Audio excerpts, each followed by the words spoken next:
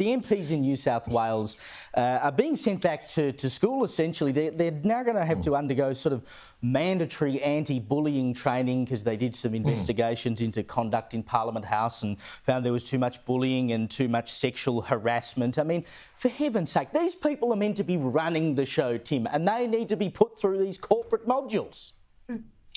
Well, most of us get out of that anti-bullying sort of stuff. It's sort of a kindergarten first couple of years of school thing where you're taught not to, push smaller kids over or be pushed over, in my case, tragic smaller child.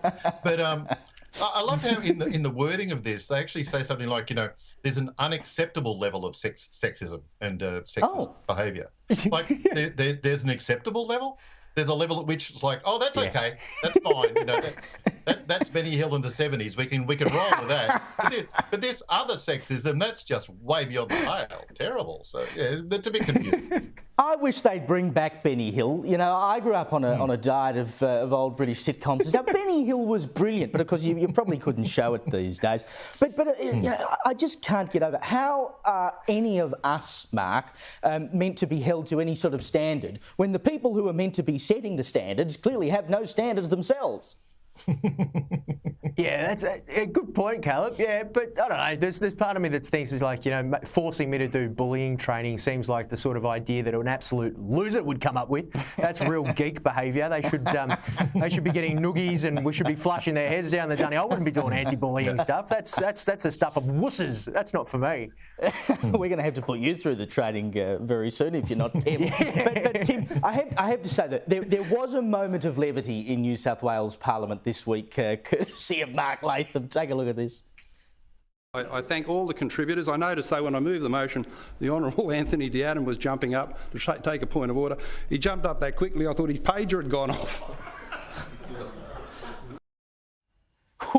Bit of a zinger, Tim. Behind the timers, Mark, because I understand it's now not Hezbollah, it's Hezlah, because they've lost their bowls.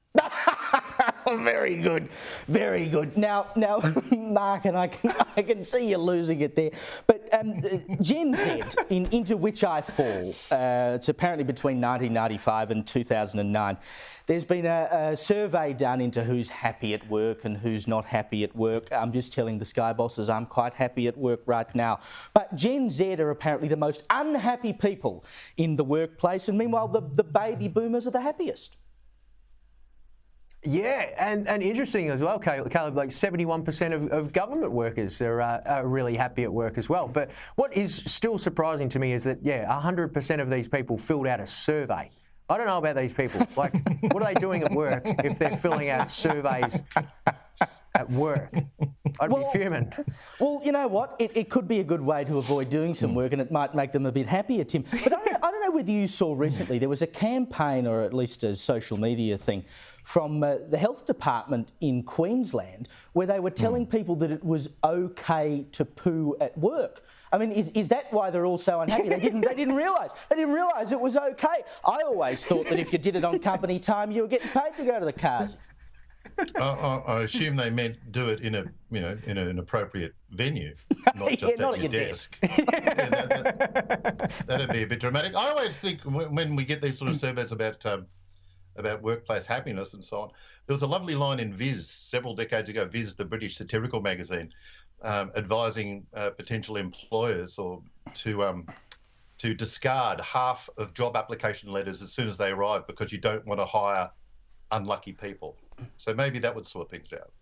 Fair enough. Now, Kamala Harris, look, if there's someone who probably is experiencing some workplace happiness right now, it's Kamala Harris. She got rid of Joe Biden. She may well be the next president of the United States. Even if she is doing a bad job, she doesn't realise she's doing a bad job, so she's quite happy anyway.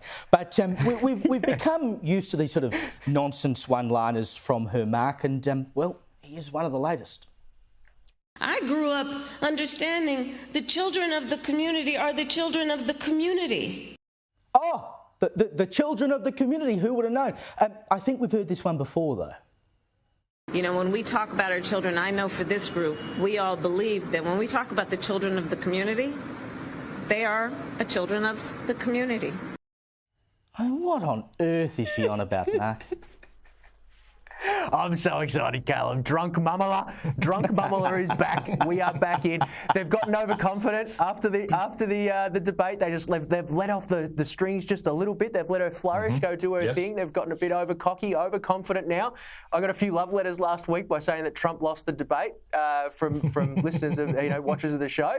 Weren't very kind. I was just speaking the truth, but I think this is exactly what we need to be doing with her. Is just let her talk because she'll drown herself. I'm excited. I want her to keep going. Keep going, Mamala. I want to see more of this. 100%. Just very quickly before we go, Tim, have a listen to Trump at a rally today. We can do all of this and more, but patriotic New Yorkers must get your asses out to vote. Gotta get up. Gotta get up. Harry, get up, Harry. Harry, get your fat ass out of the couch. You're going to vote for Trump today, Harry. Get up, Harry. Come on, let's go. Let's go, Harry. How bloody good's that, Tim?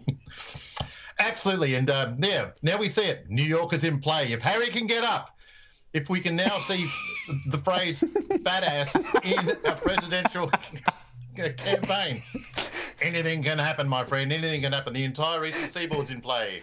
Mate, the future of the world is on Harry's shoulders right now. Tim Blair, Mark Nicholson. I wouldn't say his shoulders, but somewhere biologically. It might be something else. Tim Blair, Mark Nicholson, thank you for your time.